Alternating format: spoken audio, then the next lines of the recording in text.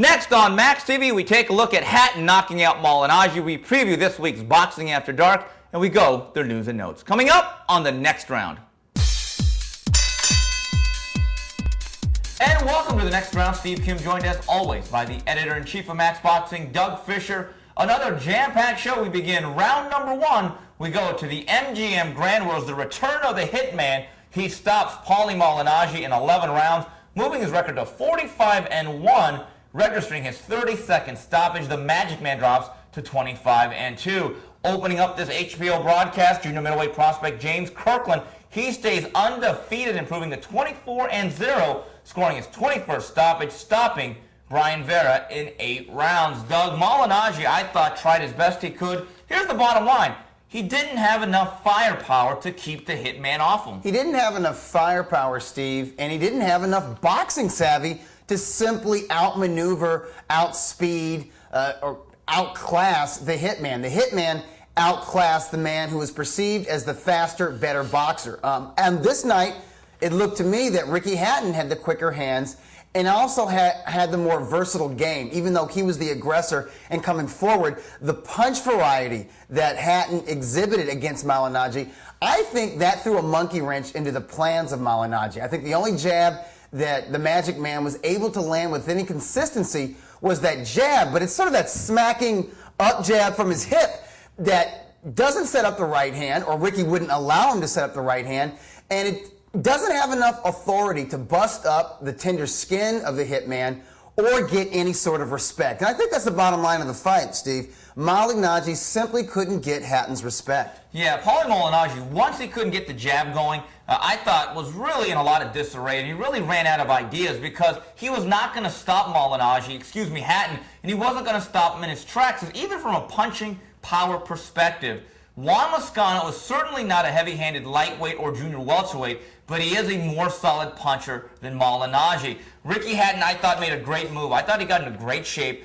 I think Floyd Mayweather Sr. will be good for him, not necessarily technically, because Hatton is who he is, right, but I think in terms of physical conditioning and cardiovascular capacity, thought he made a very good move coming to Vegas about a month early. That was smart. Instead of the customary 2 weeks. And it looked like no matter how hard he lives in the previous months after fights, I thought for this particular fight, he looked as good as he's going to look physically coming off some of the fights he's been through. Yeah, I think last week we said that Mayweather Sr. was good for Hatton in terms of conditioning, and I think that's paramount. You know, the guy has 46, 47 pro fights. 46. Yeah, so you're not going to be able to change his spots, and you really shouldn't. He is what he is. What makes him special beyond his ability to sell tickets to British fans is his ability to get inside close and tie guys up, get on them, as you've said in the past, like a straitjacket. What Mayweather is doing, though, apart from the conditioning and maybe adding a little bit to the confidence,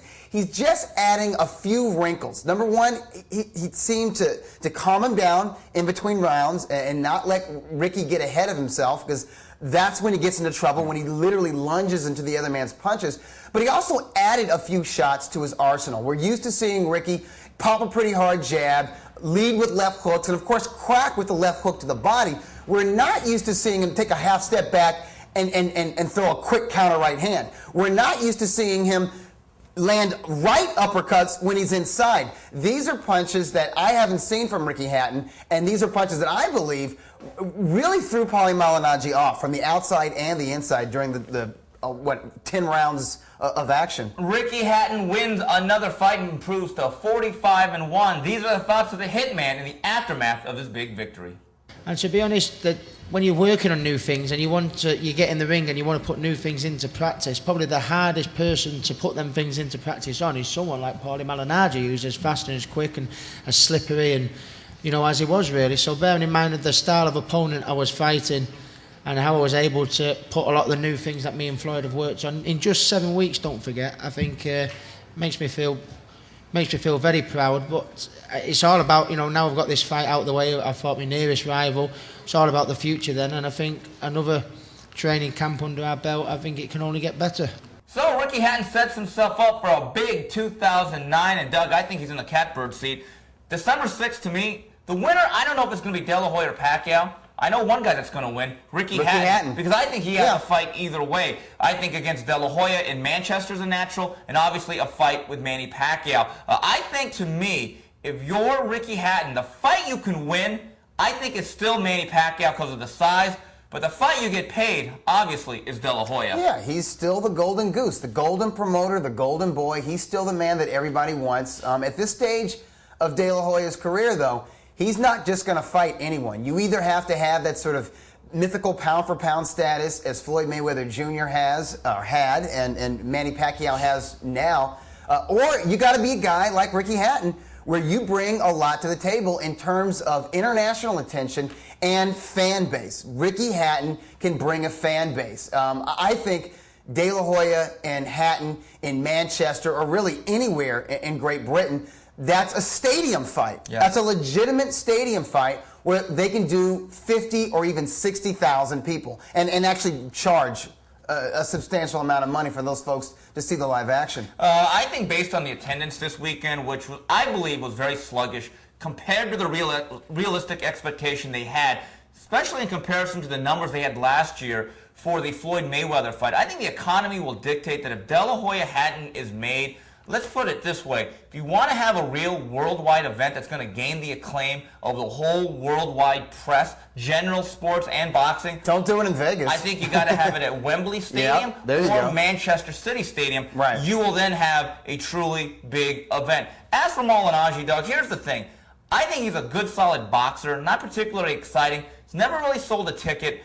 I think that he becomes a name that is recognizable. I think he's a TV staple, but I don't know. He's going to have to pick his spots because you look at some of the guys holding the 140-pound belt. Unless he's fighting a guy like a Gavin Rees or people of that level. Rees does not have a belt anymore. Or Kotelnik. Kotelnik might be too much. I agree. I don't see him beating the Tim Bradleys of the world. Right. I don't see him beating the Demetrius Yeah. Hopkins, Kendall Holt, Ricardo Torres is dangerous. Yeah, so even Lamont Peterson. Right, He's a handful. I just wonder if basically this was the swan song of Paulie Malignaggi on the truly big stages of boxing. You know what? As far as commanding a seven-figure purse and being in an HBO championship boxing main event, probably, Steve, but he can still make a nice living in the next 2 years because let's look at the 140-pound landscape.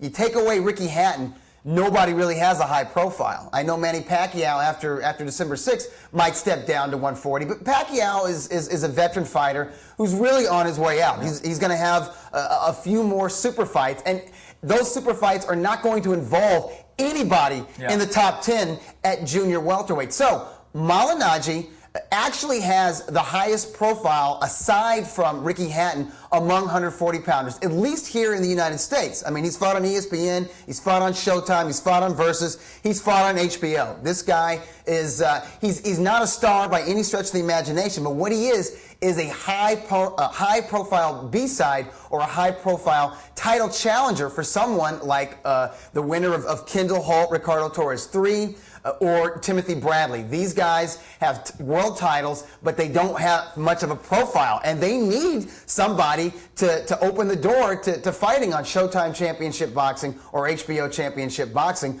The Magic Man might be that key. The problem is, Doug, that I have with Paul, and I like him personally, he's a great personality, but his fights can be awfully tough to watch. I think we have to be realistic from that's true. standpoint. Even though he's a classic, flashy boxer, it's not really that entertaining to watch. So if you're a fan, or more importantly, if you're a network executive in charge of boxing programming, you don't want to invite Malignaggi back on your network against, say, Demetrius Hopkins or Lamont Peterson. You want to put him in with an aggressive guy like a Ricardo Torres or Timothy Bradley, or somebody with, you know, the really phenomenal speed and power like a Kendall Holt, where there's the possibility for something explosive to happen during the course of the fight. But yeah, exactly. Programmers and buyers beware. Paulie Malignaggi is he's an entertaining personality. He's a fun guy to talk to. He's not fun to watch, and it's very rare when the majority of clinches in a Ricky Hatton fight were not initiated by the hitman. I mean, Paulie Malignaggi was not just falling into clinches; he was grabbing the guy's leg all night. James Kirkland on this same show goes to 24-0. Doug, I like James Kirkland. I think he's exciting. I think he's a fiery guy. But I will say this. All these people who believe he's with a title shot in 1 or 2 fights. Slow your roll. I think that is something that is a gross exaggeration. I think his own management even believes that. I wouldn't even put him in there with Alfredo Angulo right now. No. I see a guy that can be timed with a counter right hand. And Every Brian time. Vera Every time he can be tried nailed. to execute that more than once. Yeah. Just didn't throw a very good straight right hand. No. But I think James Kirkland is still a guy. He's 24 fights in. I think the plan of Cameron Duncan and talking to him is just like Steven Luevno. He wants a 30-fight developmental plan before he makes that big leap. Well, you can't argue with Cameron Duncan. I mean, look at his results in the last 10 years. The man knows how to develop raw talent, or not so raw talent. I mean, most of the guys that Cameron is involved with, they've had pretty extensive amateur careers. James Kirkland is no exception, but he was not at that level of, say, the late Diego Corrales or even Steven Luevno or even Stevie Johnson or even Kelly Pavlik. Yeah. These guys were national champions. I don't believe James Kirkland was. I think he was sort of a regional amateur, but he had a lot of amateur fights, more than 100 amateur fights, and the guy loves to fight. He has something to work with. I just think that Cameron has to convince the other people who are now part of the James Kirkland Brain Trust, maybe to bring somebody in on the training situation. I'm not saying that Pops and Ann Wolf are doing a bad job. I am saying there's a lot of polish that needs to be applied to this young diamond in the rough. And the other thing is just to slow it down a little bit. Don't put him in with giants. Don't put him in with any more rugged middleweight or super middleweights. And definitely be careful with guys not necessarily who are good boxers, but guys who have good straight punching technique, particularly the straight right hand, because so far he's never been able to avoid right hands in any of his fights. Here's the problem with James Kirkland, and the problem that you have in getting a kid on HBO at a relatively early stage. At that point, activity comes to a halt. The days of fighting 4, 5, 6, 7, 8 times is over, and now with the finite amount of slots on this network, you fight 2 or 3 times. And I think that's a problem. James Kirkland is a guy that likes to fight. He likes to be in the gym. But the best learning experience in boxing is actually fighting. Yeah. There's nothing quite like it. And I think the problem that they're going to have is with the money he made, because he almost made $200,000 for this fight. Wow. That is very good money. Congratulations, James. Now you're going to have to convince everyone around him and the fighter themselves, well, we want to stay busy. Do you want to take a fight for $35,000, $40,000? And sometimes the big picture view is lost with a lot of people once you taste that HBO money. I think James Kirkland is a very, very good young junior middleweight, but I don't think he has separated himself from the pack of DeAndre Lattimore and guys like Alfred Angulo. I think all these guys, before you start talking about what about this fight, and this fight, you know what? Let them grow and develop and make some really good money for them in 2010 and beyond. To me, you don't want to microwave fighters. I think you want to slowly cook them. And well, that's what the game needs. Right. The guard, the old guard, the stars, your De La Hoyas, Manny Pacquiao's, even Ricky Hattons. These guys will say so themselves. I'm down to my last few fights. Maybe next year will be the last year for a lot of these guys, like say a Shane Mosley. These names within the hardcore fan boxing community internationally. We need the new guard to be ready to pick up that torch once it's set down, Steve. And if you rush these guys, there's not going to be anyone around to pick up the torch. Yeah, so there you have it. Malinaji falls to Ricky Hatton, and Brian Vera gets blown out by James Kirkland. We come back. We take a look at Ariola Walker and Williams Verno Phillips.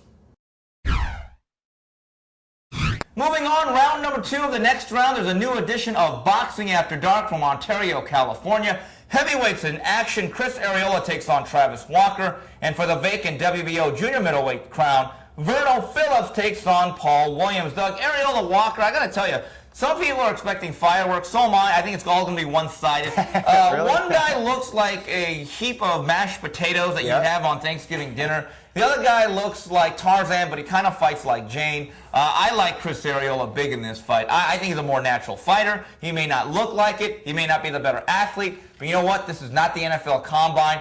Give me the guy that's a better fighter and I know has a better chin. Yeah, he has a better chin. That's been proven. But he's also in.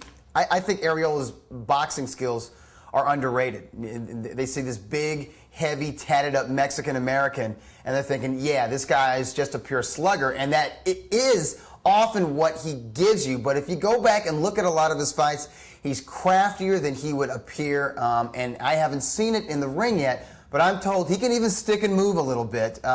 He is a more fluid puncher and a little bit more of a natural, not a natural athlete, more of a natural boxer than Travis Walker, who is more of an athlete who puts on boxing gloves. He looks the part. He's got the height, he's got the reach. The guy does have heart. He comes to fight. He's got a lot of pride, and sometimes he can be really entertaining. But the more natural fighter, prize fighter of those two is clearly Chris Arreola. If Arreola loses his fight, I think it's because Arreola beat himself. It's because he just was not up for Travis Walker, or he did not train the way a professional fighter should train for this fight. I really hope that's not the case, because there's a lot of potential for Arreola. No, that's not the case at all, at least for this fight. If he gets beat, he gets beat, but he has spent the last 4 or 5 weeks in Big Bear. Okay, so he has been training. Okay. I do understand there's Budweiser in Big Bear, but Henry Ramirez, I talked to him last week, they feel as though this camp is light years better than the Kong Garcia fiasco, where he basically went AWOL for a couple days and came this close to blowing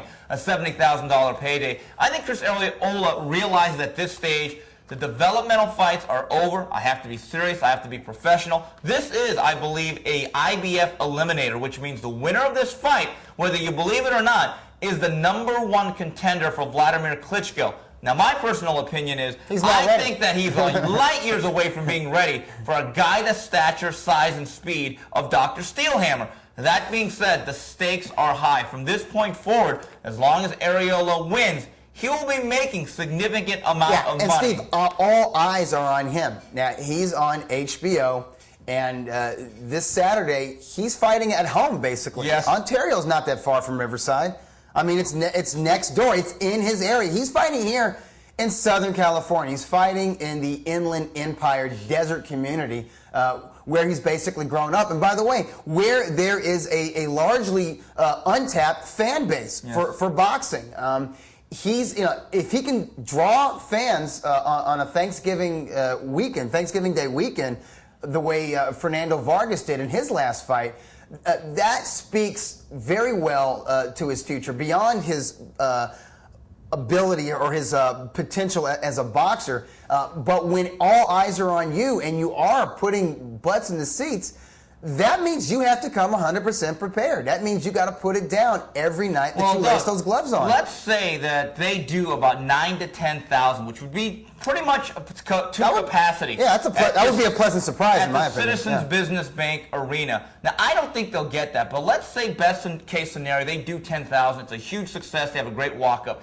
If Dan Goossen and everyone else involved, from Henry Ramirez to Al Heyman, say to themselves, oh my goodness, not only did we win, but we sold 10,000 tickets. We have a bona fide ticket seller. Guess what? Then you really sit on that mandatory. Then you don't have to enforce that mandatory. Exactly. And that is why this fight is key, in a sense that, #1, it gets them in position, but how they do at the box office in terms of asses in the seats will tell you how long they sit on that position. So that is very pivotal. Doug, Phillips, I think, is a true soldier, real warrior. Yes, he is. Real fighter's fighter. I don't give him much of a shot. I think he's going up against a younger, fresher, even bigger guy. And I think Paul Williams, I think this move to 54 is long overdue. And against Andy Coley, I know it's Andy Coley, but no one's ever blown out Andy Coley I've never quite seen like that the way happen. Paul Williams No. did. I get the sense he's got his backside and his legs underneath him. I like Paul Williams to win this fight pretty handily. Yeah, I do too. I don't know if he'll knock out Vince Phillips. Vince Phillips has been knocked out once in his career. Guess what, Steve? It was 20 years ago. Yeah. It was 1988. That's how long Phillips has been a prize fighter. He's been around since the Reagan administration. And I tip my hat to him, because he's one of these guys who has suffered setbacks only to quality fighters, and he never goes away. And he, if he gets a shot on TV, if he gets a title shot, as he did last year against Corey Spinks, it's because he earned it, Steve. Yeah, and he's one of the few guys, this is a historical footnote, that actually went to jail, came out of jail, and was actually maybe a better fighter afterwards. You really don't see that. I think Verno Phillips is going to press the attack. I still don't see a guy that has the energy level or the activity level to deal with the windmill that is Paul Williams. Well, that's Boxing After Dark this weekend. We come back, we wrap it up with news and notes. And we wrap things up here on the next round with news and notes. It was another edition of Showbox.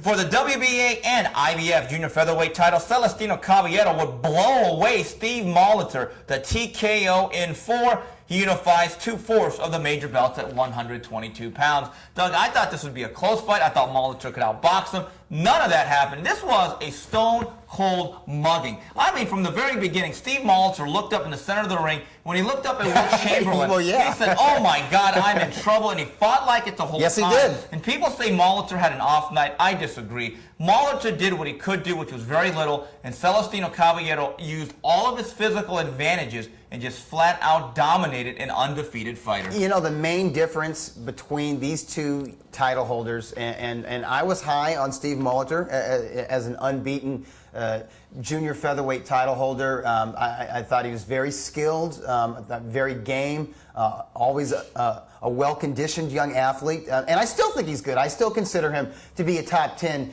junior featherweight contender, and that's saying a lot because it is a packed division in terms of its depth, its talent, and its veterans. But one guy came to fight. One guy had a no prisoners attitude. It wasn't Molitor. It was the man from Panama. And you know what? I really have to tip my hat to Caballero. I thought he was going to get out-hustled or outmaneuvered. And even if he was competitive, I didn't see him winning a decision in basically Molitor's backyard of Ontario, Canada. But one of the things I really love about Caballero is, number one, he's willing to travel. And number two, when he travels to the other guy's backyard, it's often when he puts forth his absolute best performances. He beat Daniel Ponce de Leon a few years ago when de Leon was undefeated with almost all knockouts in basically his backyard. You know, you're a Mexican fighter, a Mexican Olympian, and you live and train in LA. That's your second home. He traveled to Thailand to beat the Sith Chachawal. Yeah. Well, one of those Thai guys who had just come off the fight of the year, and he blew him out in like 3 or 4 rounds, and now he travels to Canada and he beats the Canadian kid in 4 rounds and in dominant one-sided fashion.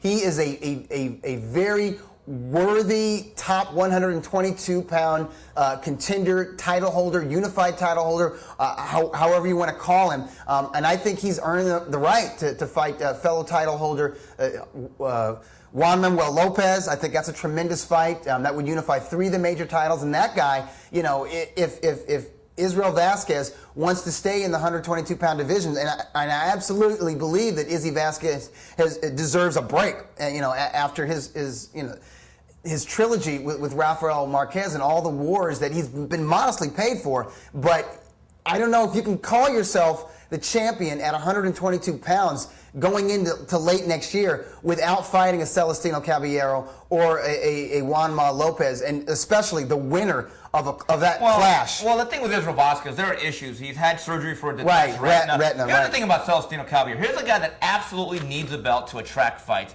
Because the bottom line is, when you're 7 feet tall at that nobody wants to fight you, and you're long-limbed and you're aggressive and you could take a punch despite your wiry frame. You know what's funny? You're Paul Williams at junior featherweight. He has 2 belts, and guess what? He'll still be avoided for a couple of reasons. Yeah. Number one, because Israel Vasquez will have other options out there. And if you're Juanma Lopez, there is absolutely, positively no way Peter Rivera and Bob Arum, knowing the type of business they can do and have done in Puerto Rico on that island, will allow any guy, especially some guy from Panama who's relatively unknown still, to come out there and face you. The guy has physical advantages which you are very, very difficult to prepare for. And even if you can outpoint him or box him, it's hard to look good against a guy like that. I mean, he's a switch hitter. He's tall. He's rangy. He knows how to fight from the outside. He's very athletic. And he's also awkward, Steve. Yeah, so, here's the thing. It's hard to look good against a guy like that. Steve Molitor is a slick, crafty, sound fighter. He fell apart physically and mentally from the very opening stages of that fight. Taking a look at the fight preview on Telefutura Friday night, Jesus Soto Cross takes on Hiklet Lau. Then Saturday in Panama City, Believe it or not, Jorge Linares is in action fighting for the WBA junior lightweight title he's back. against Weiber Garcia. Two thoughts here. Hiklet Lau, I think this is dangerous. Yeah, I don't need to see him get hit in the head anymore. Yeah. And here's the thing. I don't think the sanctioning bodies are the worst thing to happen in boxing, but they do stuff that is indefensible. How Jorge Linares, because I know he's WBA's golden boy, their golden child, fighting for a title, his first fight up from 126, and he hasn't fought in a while. And then they're giving him Weiber Garcia. Right. You know, why not even just forget the formality and just give him the belt and open up a FedEx? Merry Christmas. Yeah. You know, that they are Linares and Garcia are fighting for the vacant WBA super featherweight title that Edwin Valero vacated when he stepped up to the 135-pound division. Weiber Garcia is the guy Edwin beat, knocked out in one round, Steve, to basically become the WBA's mandatory challenger at 130 pounds. I don't know what Weiber Garcia has done since being blitzed by Edwin Valero. That's what he accomplished. Right. I think that the WBA, in their haste to make sure that their golden child, who I still very high on, although he's lost a lot of traction, they got to get this guy back into the spotlight. I think they got to have a fight in the United States. Whoever's handling his career, I think needs to do a better job. Hey, Steve, let me tell you something. I'll say, I like the people with Taken. I think hands down they're the best promoters out of Japan. They do a great job on that island, and they did a great job developing Linares. He was this raw talent from Venezuela, and I think they had him from when he turned pro, or maybe after 3 or 4 fights, and they built him up into this gem that we have now. This guy who just looked like $1 million against Oscar Larios. But from that point, when he beat Oscar Larios and gained recognition as the WBC featherweight title holder, he belonged to the world now. He was somebody who was on an HBO pay-per-view show, and this is a guy who should have been fighting on Solo Boxeo, Telefutura, and guess what? Now that's gone. Well, he should have been on either ESPN, Showtime. They should have been pressing and work with whoever you have to work with here in the United States. But when you got a guy who's absolutely in his prime, and he is as talented and as dynamic and as intelligent and as personable as Jorge Linares is, you don't keep him. You don't keep him a secret. And I know that goes against Japanese culture or whatever, but you know what? Here in America, you sing it. You sing it to the world. You make bold proclamations. Doug, in all fairness to Taken, he had rotator cuff injuries. That's silent for about half the year, but there's an old saying. But when he fought Gamaliel Diaz, that was a pay-per-view that nobody saw. That could have been a Solo Boxeo. I'm sorry. I don't disagree. You can't just do everything your way. I agree, but the shoulder injury occurred after that fight. Yes. So I'm just saying there's out of sight, out of mind, and this guy is a gem. He's the one guy that I saw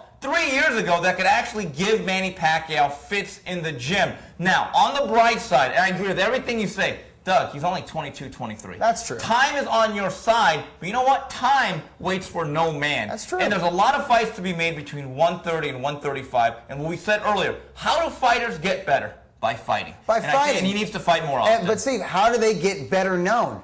By fighting on TV. I agree. I didn't even know until I saw the notes on the show that you emailed me. I was like, Linares is fighting Weiber Garcia for the WBA belt, and I didn't know where it was. I don't know where I can see it, and I can't see it. I'm going to see it 3 or 4 weeks from now on DVD, and I don't know where these people get it, but I'm saying he needs to be seen in the United States. This is the biggest market for the young man. That's the bottom line. And for the record, I didn't know until I checked Marty Mulcahy's schedule on MaxBoxing.com. Wrapping it up here, one final note. We have one tidbit.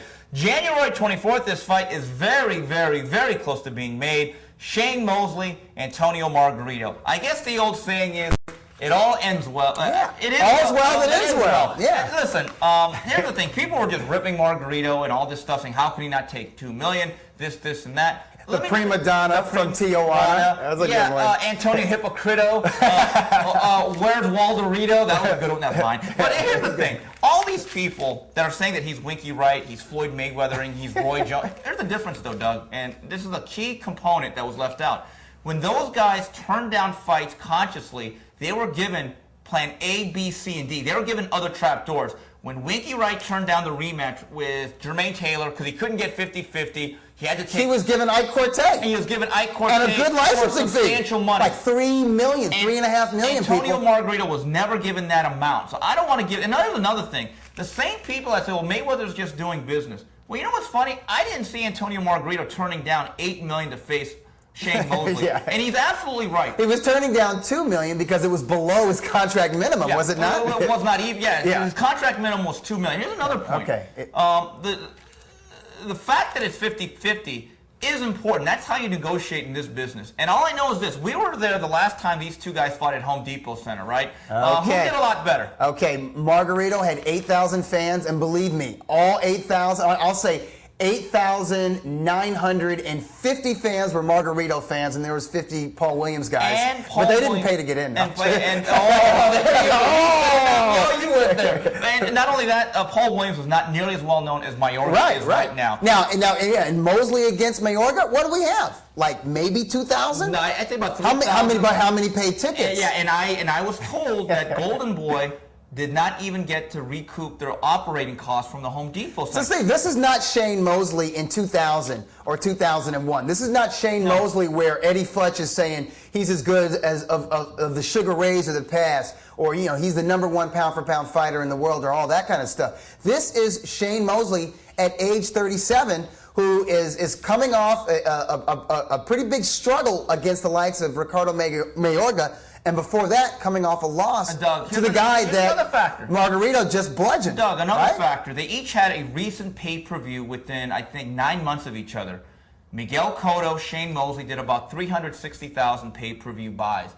Antonio Margarito, in the heat of summer, which is usually not the best time to do pay-per-view, did about 450 to 475. That's Mexican power right there. Right there. So again, for all these people that said he should have taken it, guess what, folks? He ended up getting more money because I think people saw his way of thinking. So number one, you people, you really, I hate to say it, you don't know what you don't know.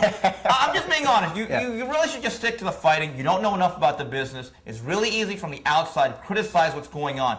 Because if they would have listened to you, guess what? He would have got a lot less money. Well, that's just the reality of it. And the bottom line with me is, if anyone's earned the right to play the prima donna role, if that's what he was doing, to say no, to hold out for just a little bit more money, it's Margarito. This is a guy who's been fighting wars for 5 and 6 figures for much of the 15 years that he's been a pro. Just think about this. And look, he's fighting.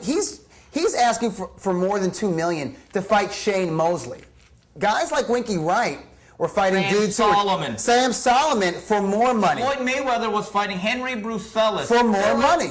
Right. So Roy Jones was fighting a litany of servicemen, army generals, school teachers, accountants. So my point is, why is this guy being held accountable for having good fights? Again, the bottom line is, you guys are fans, but stop making these business proclamations. You don't know enough about the business. You really don't. You don't know the numbers. You don't know the figures. You don't talk to the people. As Jim Morrow once said in a famous soundbite, you don't know and you never will. You think you know, but you don't. And when you do know, you won't even know it. But I still like the fans, but just be quiet. Some of the stuff I'm reading on the boards is downright disrespectful, and they don't want to hear people questioning Margarito's guts. Okay, that makes a whole lot of sense. Excuse me. And then I get these emails. I've lost all respect for Margarito. Yeah, because it's important that he respects you. What have you done for the game? Okay? I mean, honestly, I hate to be a dick about it. Hey, you know what? Just enjoy the fights. Know your role. Right. But, don't talk out your ass, because you people don't know enough to even make an opinion. They really don't. And I hope people don't hate me. Quite frankly, you don't care. I don't care. I don't. Anyway, that's it for this week's edition of TNR on behalf of Doug Fisher and the rest of Max Boxing. Till the next round. Goodbye, everybody.